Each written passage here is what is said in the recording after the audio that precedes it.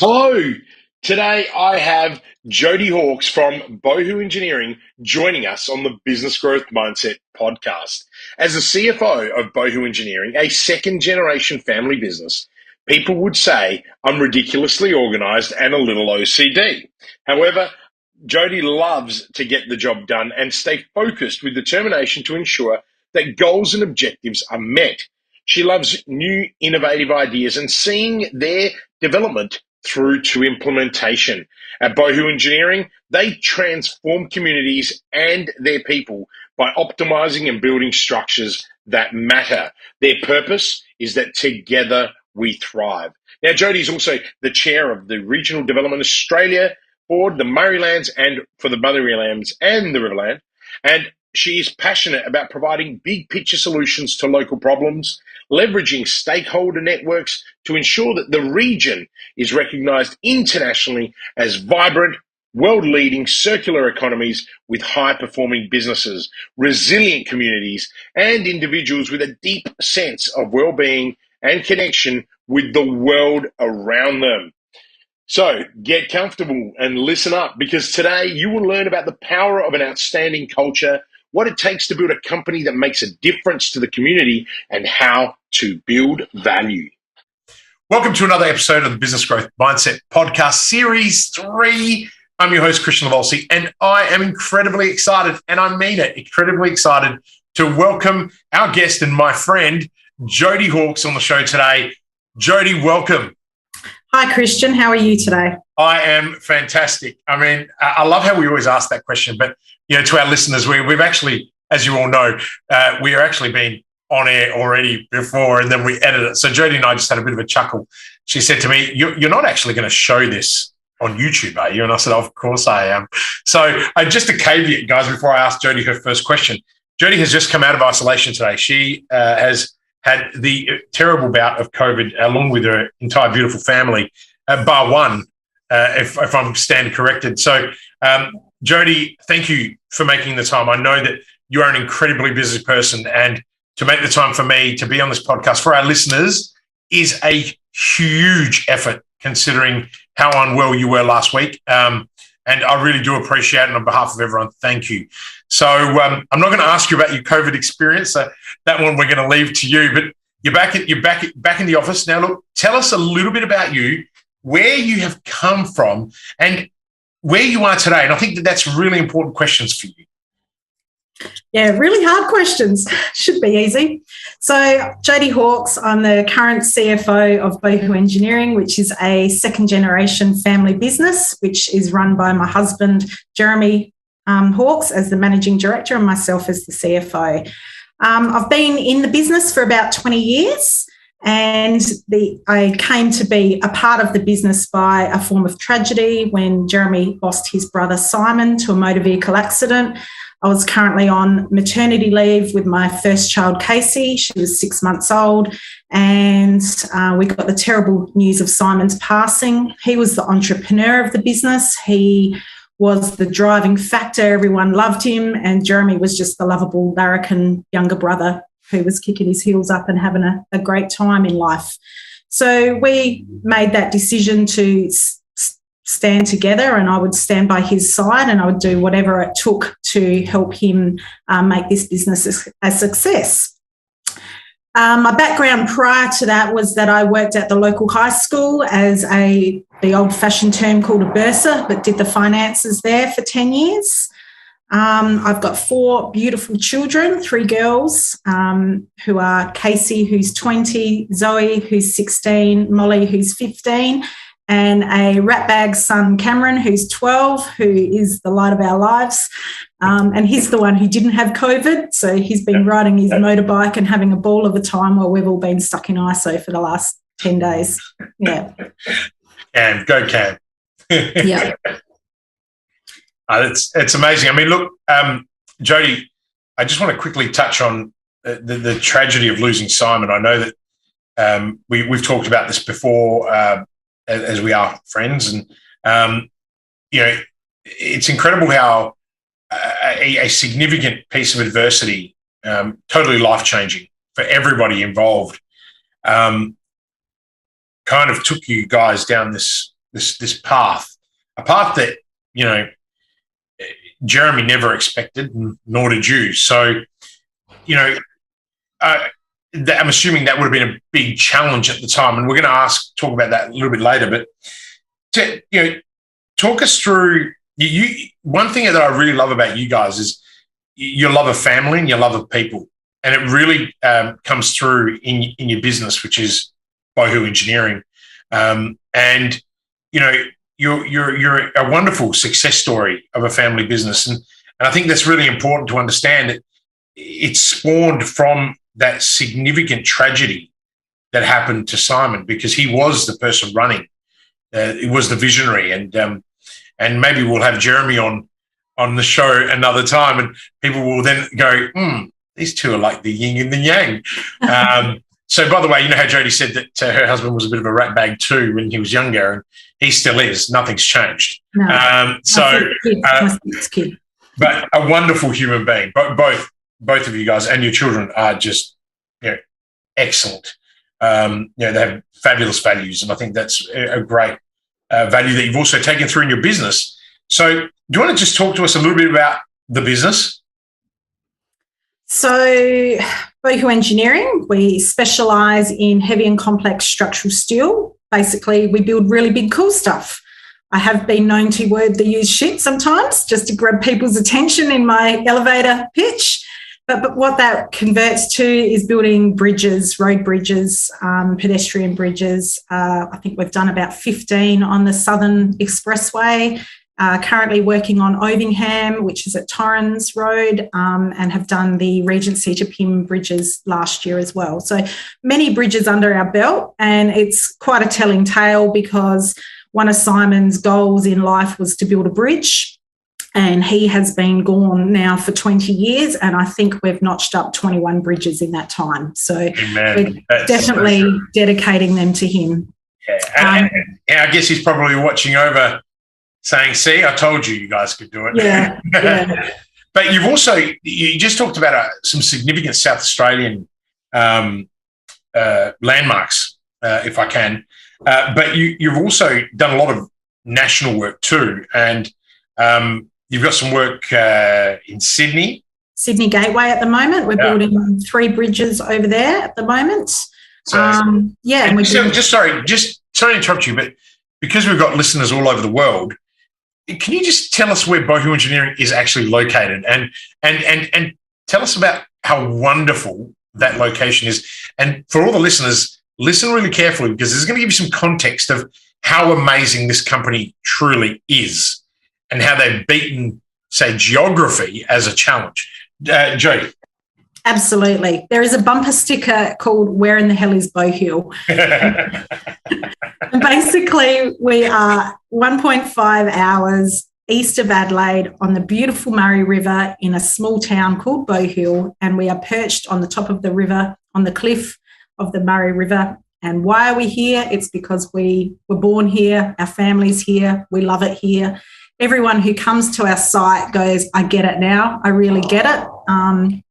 We just love where we live, we love the people, we love the community. It's a beautiful place to bring up a family. Yeah, and I got to tell you, the first time I was brought up to Bowhill Engineering, part of the grand tour to suck me in was, let's take Kristian right to the cliff edge. And there is this, you know, covered structure, grass, and it is the most incredible view that you could ever wish for. Whether it's on that particular day, it was beautiful. Like, it was blue skies. What's the paddle steamer? What's that paddle steamer called? Mary? It's the Murray Princess, and then there's also the Proud Mary. Right, Proud Mary. And on that day, that's what was coming. I'm like, oh, wow, what a place to work. And, you know, you would never think that a large structural steel company, engineering firm, would be actually based right there and then. And you guys have a huge corporate responsibility program and a social responsibility program, particularly around the community. Do you want to just share that with us, please? It's also your other gig too. Let's not forget that you also have another gig. There's so much we can talk about. Yeah. First of all, the sustainable energy side of things. We're working on a project. I haven't even got the name down pat yet, but basically we're going to share our energy within the community. We've got 100 kilowatt of solar. We managed to get a grant for the Bowhill General Store to get 30 kilowatt of solar, and the Bowhill Progress Association to get 30 kilowatt of solar. And what we're going to do is share that solar among ourselves, as well as any other community members who want to join the scheme. And that will fundraise money for the community, for community projects, but it'll also use, we've got a goal of being 100% renewables by 2028, and that'll help us achieve that goal. So what we're trying to do, part of our purpose, which we haven't really touched on, of our business, which comes right, I'll just go there now, it just comes right back to losing Simon, and we definitely spent the first 10, 15 years surviving and treading water and doing what we had to do just to survive. But we worked out that that was really hard work, and, we didn't want it to be at cost to our own work-life balance. We've got kids, we've got family, and family's paramount, and we know that life can change at any minute. So we wanted to definitely be living our lives as our true selves as best as we could. So we always said that if the business was going to be taking up too much of that time, then maybe it wasn't the right answer for us. But we've managed to make it work, and we had 3 tiers of our purpose back before Kristian joined our ranks, and that was having a sustainable work-life balance. It was having security, both for our staff and ourselves. I never want to be in that position again like I was when we lost Simon and we were financially hamstrung. And then the third prong of that is give back to our community, help our community thrive. And some people think of that as Bowhill's your community, but my community and our community is whatever you want it to be. For some people, it's motorbikes. For some people, it's camping. We've got a huge amount of guides who play footy. Community is what you want it to be.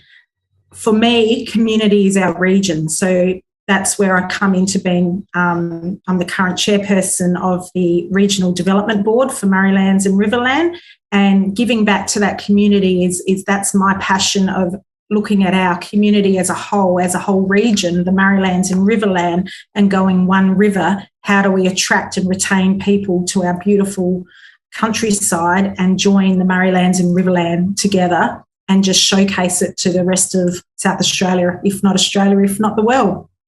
And, apart from the fact that it's just so inspiring you talking like that, and, and for me, even though I know you well, and just bring together everything you said and tell our audience what your purpose statement at Bowhill Engineering is. And this will make sense to all of you. I'm going to let you do it.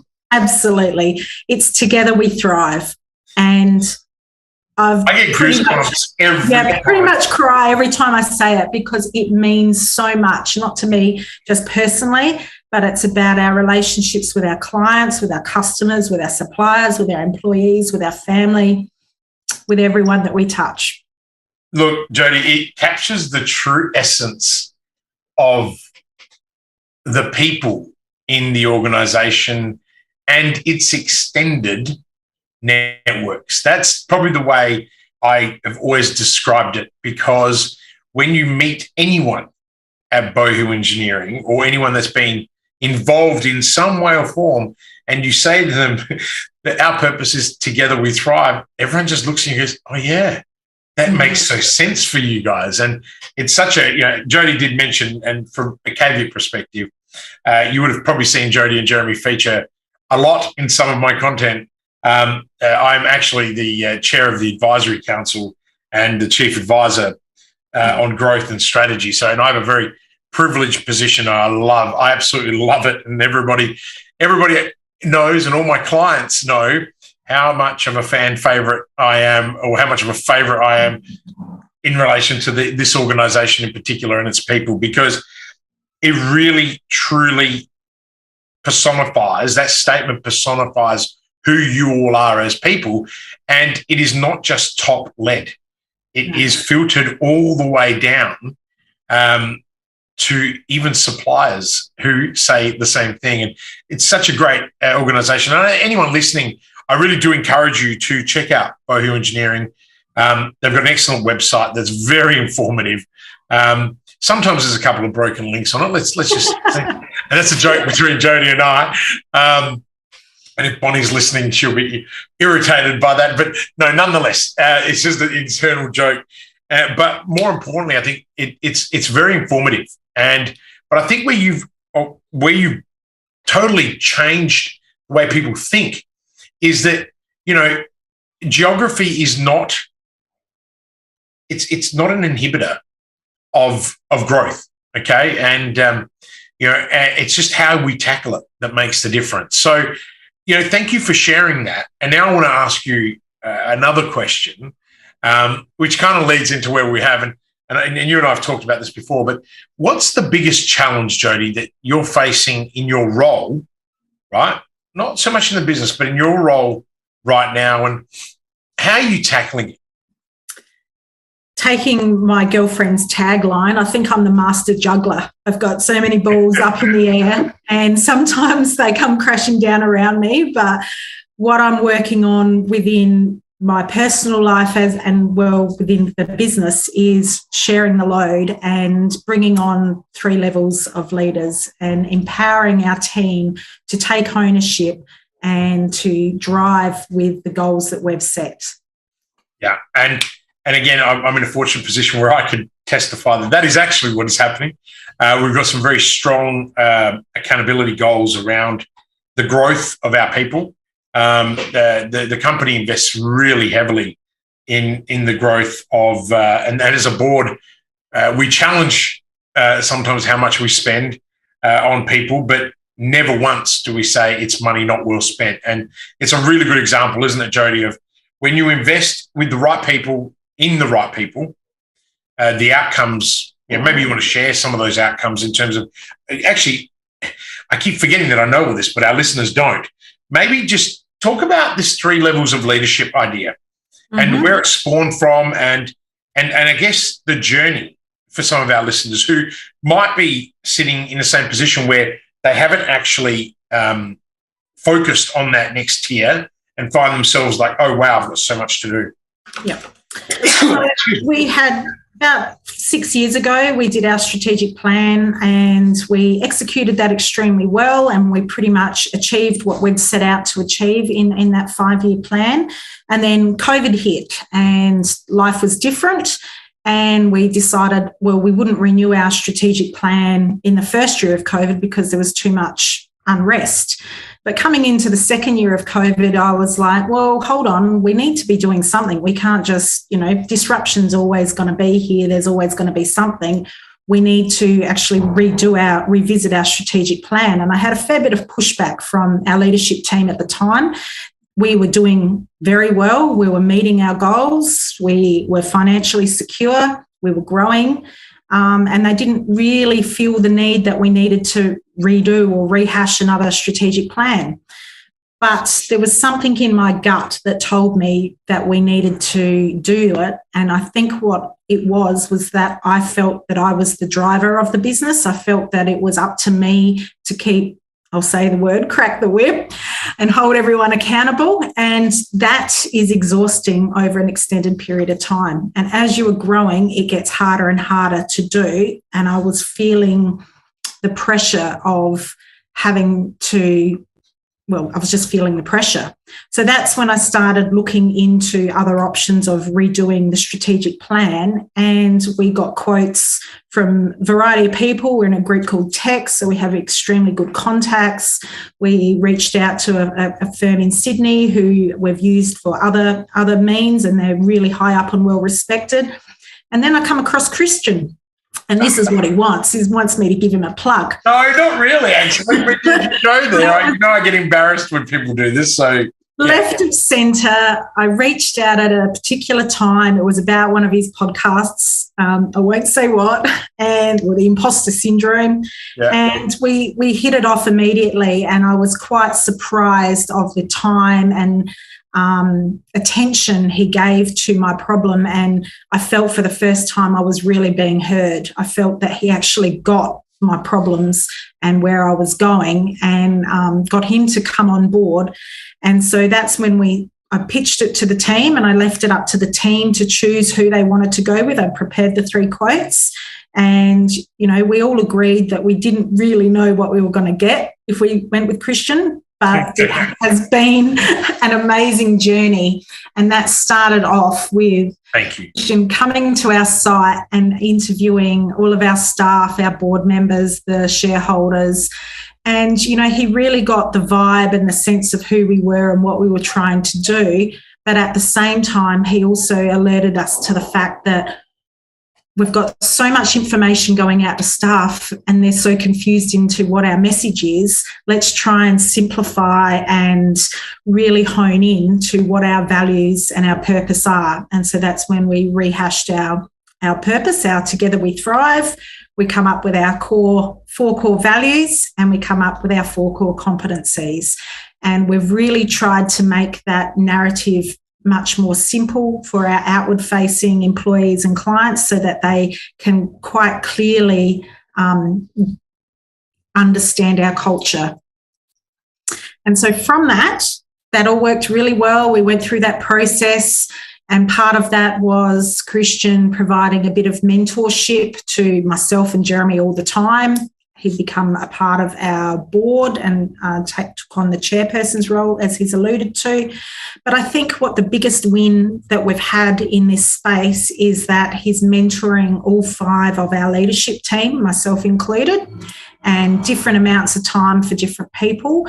But because he has the overarching strategy, he understands our culture, and he has an intimate relationship with each of our leadership team, we are able to grow that team, and we're all in sync. And I think where Jeremy and I were trying the best we knew how, we didn't have the tools in our toolkit to know how to motivate people well enough and understand that we have their best interests at heart, and maybe we weren't showing them enough of dangling the carrot of where they could be.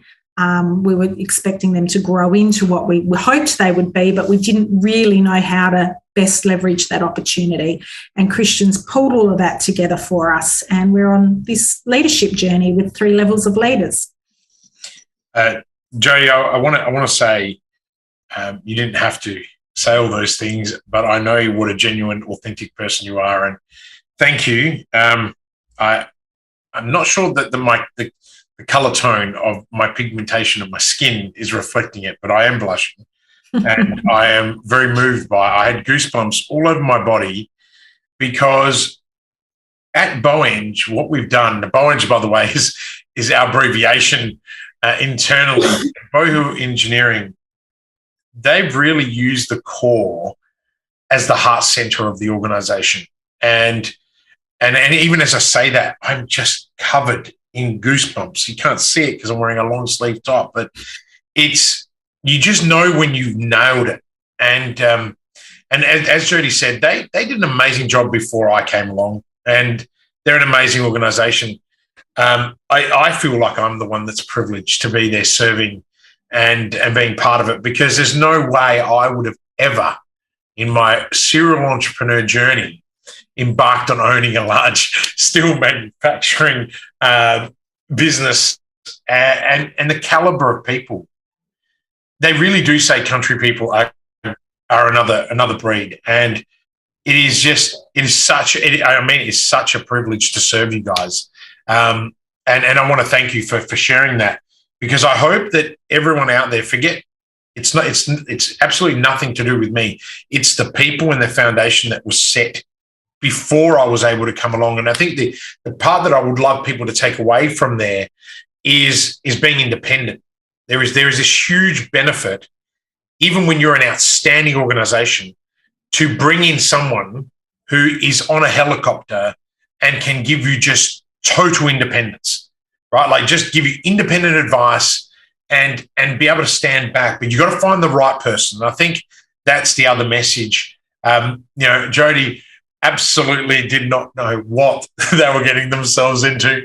Almost every one of my clients says that. Maybe I just don't sell myself well at the front end because there's this enigma part of me, maybe. I don't know, but I get that a lot. And then people are like, oh my gosh, it was like the best decision. And I'm like, thanks. But you actually made a decision. And that's really important. You hear me say this to our team. I say it on half of my videos. It is not the circumstances or the scenario that defines us. It's the decisions we choose to make. Now, Absolutely. Some people make no decisions. And we talked about this when we did the strategy review, didn't we? And we said we probably should have done this 6 months earlier. But guess what? 6 months earlier, I would not have been available. So it's one of those things that sort of happens, and it happens very organically. So one big advice that I have for people is don't try and fight or resist where you're going, right? But always be aware. And look, Jodie, if you haven't gathered, is one of the smartest people I work with, and she is the queen of numbers. If you want to see numbers and you want to see spreadsheets and you want to see data, she's the best. So being the chair is actually really easy because I only have to look at really good numbers. And I go back to my team and say, hey, guys, yeah, I wish I could show you some reports, but I can't. But can we please talk about this? And they're like, where are you getting this motivation from? I said, one of our clients, and I think we should have this data. I want to ask you a different question, right? Now, what should I ask you, right, that I don't know enough to ask? Oh. That's really, really hard. That is one of my favorite questions. And I didn't come up with it myself. I stole it from another podcast. You could have given me a bit of warning. I don't know, to be honest. You know that I like putting you on the spot. I really don't know. I need some hints. You've stumped me. You say that I know numbers. You say that I have all these spreadsheets. But, a really interesting fact about me is that I know I do not retain data. I cannot spill facts and figures off the top of my head. You ask me exactly what our numbers are right this second, I do not know off the top of my head, but they're only a button away. I can press the button and I can find them. I learned a long time ago that I've got too much stuff going on to try and keep it in my head, so I need to have the systems there to help me, to support me. You know all about my systems, but they're there because it's hiding my flaw of not retaining information. It's really interesting you say that, because you're right. Now that you say that, I actually go, oh yeah, because you and I have had conversations where I know the numbers and you look at me going, how do you remember that number? And then I'm thinking, and I've ignored it because I'm thinking, but now it makes sense. But you said something that's even more important than that. And I think this is a really good message for the listeners today. Systems. Systems are, how can you put it? We talk about it as a face and pace, don't we? Like we talk about it as a pace, like process accountability mapping. It's actually a Vern Hanisch theory or concept that's come from scaling up, and it's one of the things that we implemented at Bowhill. And you already had excellent systems, and what we did is added this extra layer around accountability to almost everything. And but you hit the nail on the head when you're juggling, and you said one of your biggest challenges was juggling all these balls, right, and all these plates. But you actually do a really good job of it. It's quite impressive. And you are the person that pulls people together, but that dependency on you is becoming less and less and less, because that's what one of our goals is for the next 2 to 3 years. But systems is the lifeblood of making sure that you are able to get through what you need to get through without the cracks appearing, right, or without fractures getting bigger. So I want to move away from that for a second, right? And I want to ask you what your biggest failure has been, and what did you learn from that experience?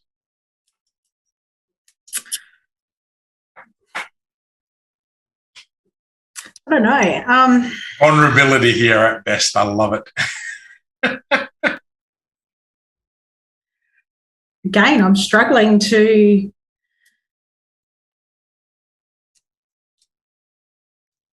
You're going to have to help me out here, Kristian. All right. So So let's think about it, right? And remember, you know me well enough to know that failure to me is not a bad word. No, okay. no. So anyone that knows me knows failure is part of the success formula. If you don't fail, it's very hard to actually succeed because, so let's start small. What's the smallest little failure experiences that you have maximized your advantage in your everyday life? Well, if you convert it to the word challenge, like I can answer that, the challenges that we've been faced. But when it goes to failure, I don't see things as failures. And that's why I'm having such trouble recalling, because it is what it is. And you pick yourself up and you move on and you make something positive of it. And I can't literally say what the failure is, because everything that has happened in our lives has happened for a reason. And can I give one example? Yeah. You know exactly where I was going to go with that, didn't you? I'll let you just for the purpose of the exercise, so we maintain confidentiality. Don't have to mention the project or what it was, but talk us through how it was handled, because I think that clearly demonstrates the type of organisation, the type of people that we have from the top down to the bottom, and how everyone works together to achieve a common goal. Now, funny, because I'll talk about this project, but my aha moment was probably that I made my husband be too reliant on myself.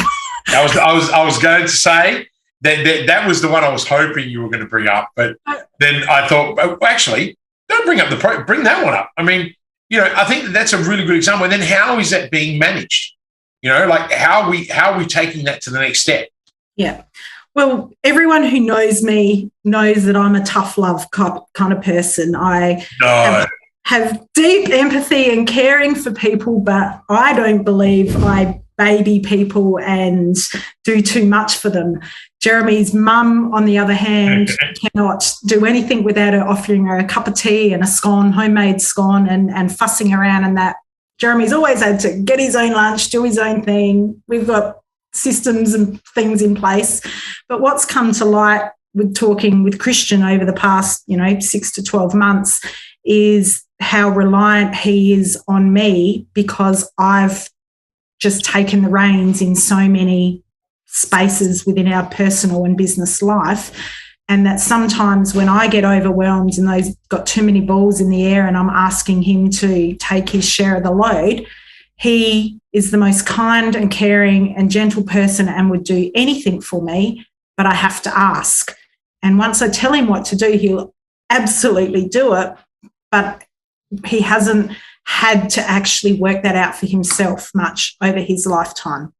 And so what we're realising now, for me to feel less pressure, is I need him to organically stand up and take charge in more situations. And that's really hard to say. And he's doing a really good job of it. Because this is and what I love about you sharing that, I was hoping you were going to share that, because I have the privilege, as you know, of working with a lot of amazing women, right? A lot of people think I'm quite the alpha, but I actually, 85% of my client base are successful, entrepreneurial women who either work with their husband or work in their own company they've founded. And it's so empowering for me, being a white, privileged male, to be able to work with these incredible people like you. But what I have learned by working with so many women is this mental load that you all carry. And it's, and for you, it's huge. 4 children, the RDA, the business, Jeremy, and, you are going to get Jeremy. You will all meet Jeremy one day, because I'm going to bring him on air. You have to, because you'll see why these two are so amazing, not only in their own individual right, but when they come together. And I think for you, Jodie, this was really hard. When I confronted you on this, you were just like, no. And I'm like, yeah. I said, let's be accountable, right? And what we've done is we've worked as a team, me, you, and Jeremy, of how do we do this to support each other? I mean, these guys have like an hour of power every morning when they walk. They get up really early at the crack of dawn and smell the sub-0 degree temperatures, and they're out there walking. And even that, what had happened, if I can, they'd started to not make that about their life, and it became work. And and then when they were away from each other, because you travel and stuff, then that wasn't happening. And so there were some of the steps that we just went, hang on a minute, you guys do that really, really well. Let's make those walks about you two. And then let's create a huddle where the CFO is talking to the managing director. And it's little things. And again, this goes back to having someone that's completely outside of the organization looking inward, saying, hang on a minute, you guys do all of these things really, really well, but you've broken your own system. Yeah. Right? Because, hey, guys, truth out there is we are busy. Everyone is busy. You do not become successful if you aren't busy. There's very few. I mean, yeah, even Mark Zuckerberg, he's worked a lifetime to create Facebook. Jeff Bezos. So these aren't just overnight successes. These are people that have worked day and night, no different to everyone listening on the show today. And I think what's really true and beautiful about this, and thank you for sharing, is the vulnerability you have to have if you want to grow. Like Brené Brown's work, you've got to be prepared to be vulnerable, step into that arena to allow yourself to grow. So I want to ask you this question, and this one's going to be a lot easier, but if you could turn back time and talk to your 18-year-old self, what would you tell them? To run. Run away or run? Explain that to me. So Jeremy and I are childhood sweethearts. We got together when we were 15. I went off to Adelaide for a few years and, finished off my high school education and my first couple of jobs in legal firms. But I, come back to the country. I missed the country. I missed working with genuine people and the lifestyle that it afforded me. And even in the early years of our marriage, never in a million years did I think this is where I would be. Never did I think I would ever work in a family business, be located in the country. It is so far-fetched from the goals that I had for myself, but I've achieved way more than I ever expected. And I reflect upon that. If you look at it at your school anniversaries, where were you at 10 years from school, 20 years from school? And it doesn't matter where you are working or what you are doing. It's whether you love what you do. And I absolutely love what I do here. And having the family business that I've pretty much got free reign of everything non-operational.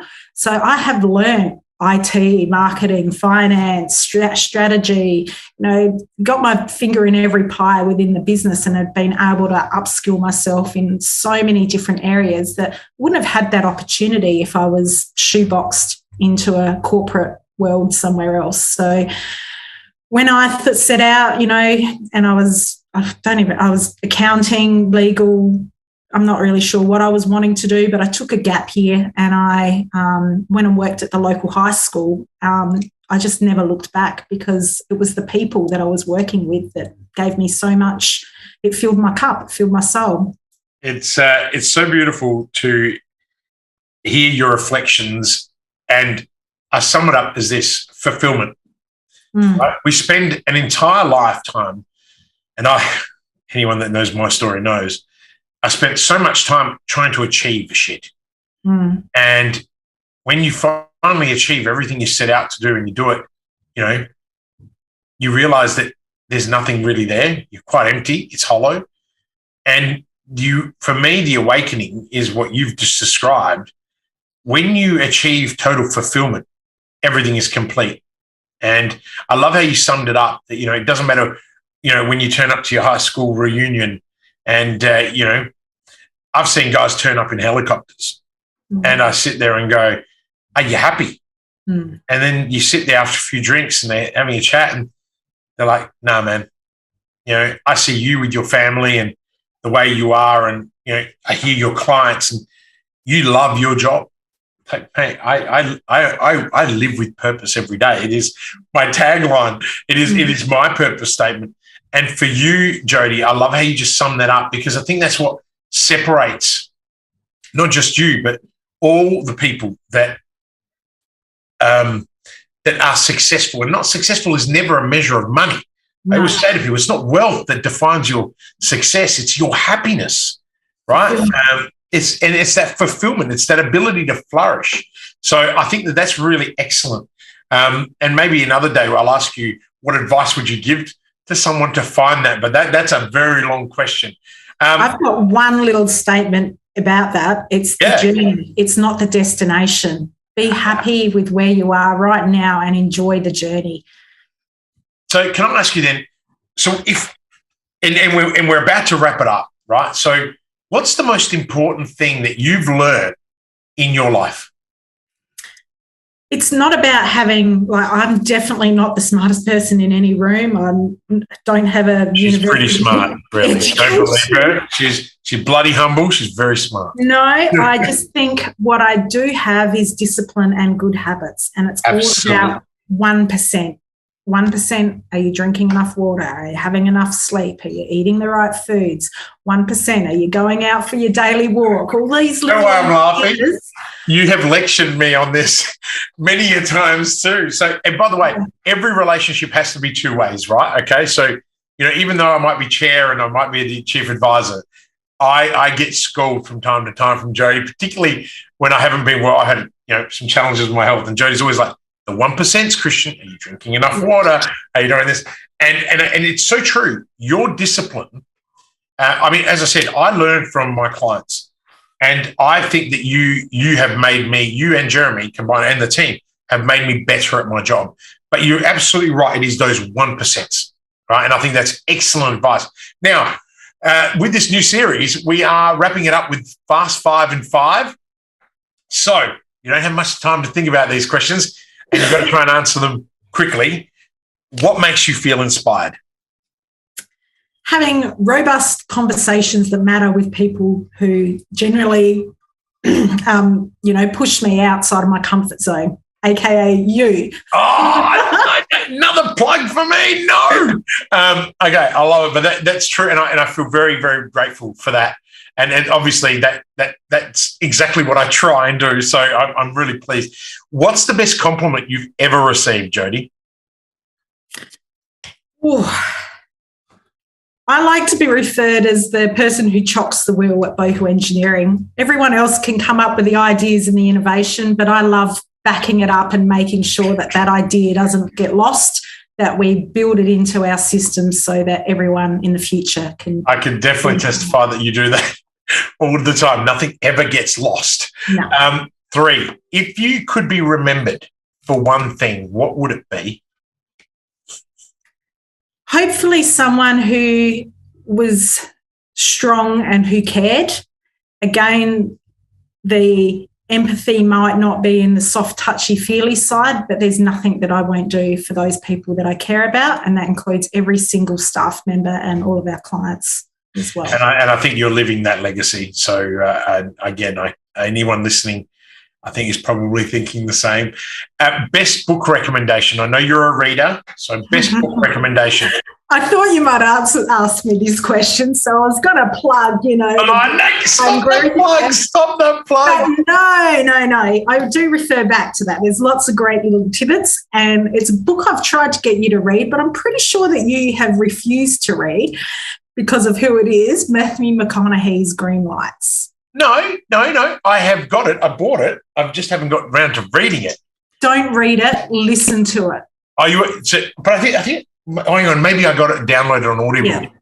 A, his southern drawl, but B, it's the unexpected wisdom that comes from people who come from diverse backgrounds and who have made it on their own 2 feet without any handouts. I love that. Just in case anyone missed that, we're going to have that in the show notes, so don't stress, right? And look, my favourite new question, and I have stolen this from another podcast because this is tough and you've only got a minute. If you could have a billboard with anything on it, what would it be and why? It'd have to be Together We Thrive and picture of the beautiful Murray River with all our guys and bridges in the background. Actually, let me rephrase that. It'll be a cantilevered lookout over the cliffs of Bowhill Engineering. Which is the master plan.